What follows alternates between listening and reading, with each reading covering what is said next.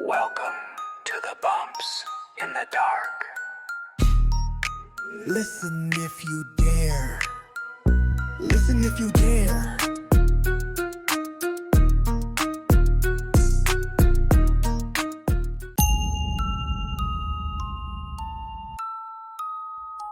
The Forgotten Find.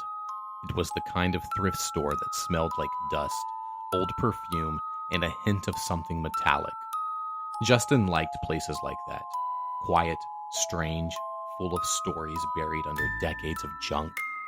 He wasn't looking for anything special, just killing time before his bus arrived. But near the back, tucked between a cracked hand mirror and a taxidermy squirrel, he saw it. A small case, leather-bound, velvet-lined, and faded gold lettering across the lid. Magic cards, deck of desires. The case clicked open with a snap. Inside was a deck of cards, unlike anything he'd seen. Thick and heavy. The backs were black, with a silver eye in the center. The opposite side had no numbers, no suits, just words. The cards pulsed with a warm, steady heat, almost like a heartbeat.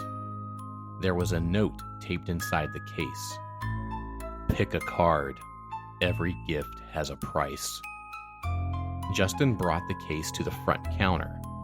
The woman at the register barely looked up. Her eyes were cloudy, distant, like she wasn't really there. $2, she muttered.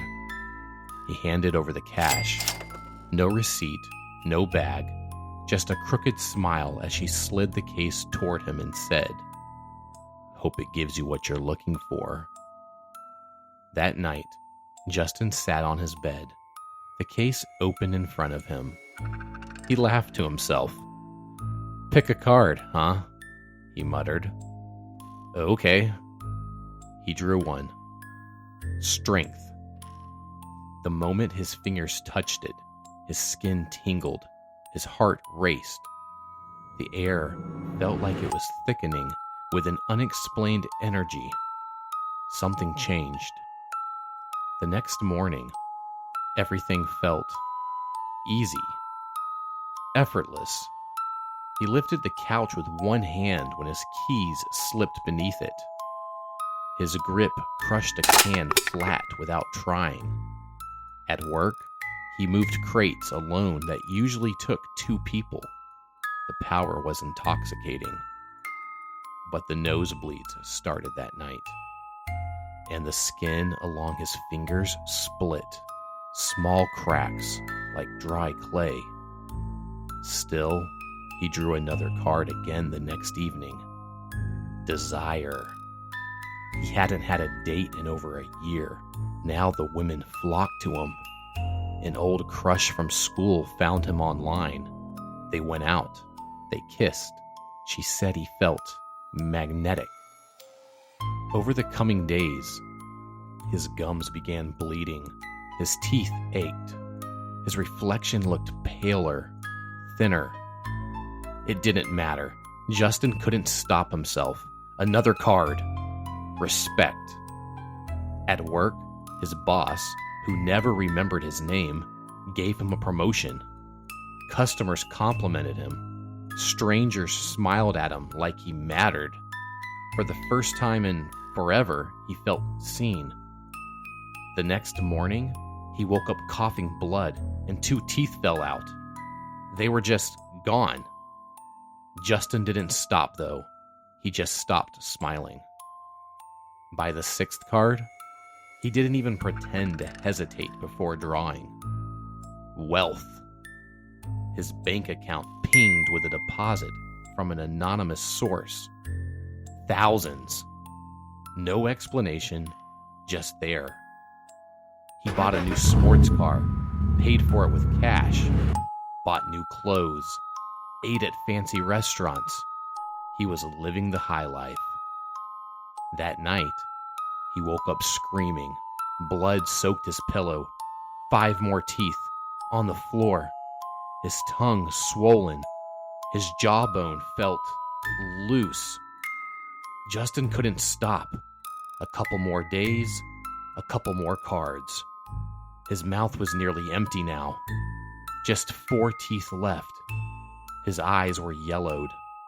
His fingers bent and crooked. But his bank account was full, and his social media feeds were overflowing. He couldn't take it anymore. He tried everything to quit. He buried the cards in an empty lot near the edge of town, dug a hole 3 feet deep and tossed the whole case in, walked away without looking back. They were on his kitchen table the next morning. So, he burned them, soaked them in lighter fluid, and lit a match. Watched the flames rise, but when the smoke cleared, the deck was sitting perfectly untouched. Fine, he thought. If he couldn't get rid of them, couldn't destroy them, then he'd do the one thing he could control. Just ignore them. Easy. For 2 days, he didn't touch the case, didn't open it, didn't look at it. But every night, he dreamed of the cards.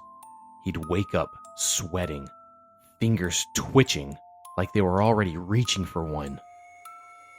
On the 3rd night, he gave in. The urge was overwhelming, like a dark force was compelling him to pick another card. He drew a card from the deck. It was blank. Just clean white space, except for a line of text at the bottom, so small it almost disappeared into the border. Fill your own desire. He stared at it. The words vibrated in his skull. His thoughts whispered, "This is your chance. Put a stop to all of this. Make it end." He couldn't mess this up. He thought carefully before grabbing a pen. He began to write in steady block letters. "There!" he exclaimed as he finished the final stroke on the card. A wave of warmth flooded his body. Peace, relief, like stepping off a spinning ride and feeling the world finally stop. It was a couple months before anyone noticed.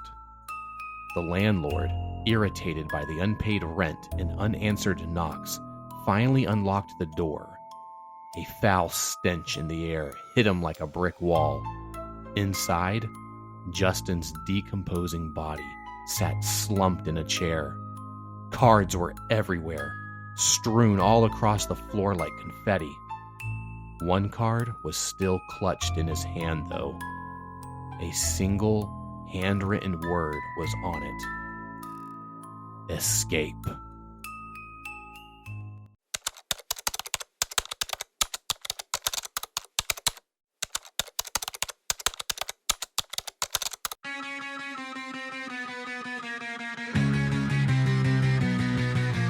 Midnight fog, the shadows crawl, footsteps echo down the hall. Doors creak open, whispers sigh, something unseen is passing by. Lanterns flicker, the cold wind hums a warning song. Do you hear the drums? They whisper your name when the night turns black. No turning around, there's no going back. In black hollow streets where nightmares start, you'll find the bumps in the dark.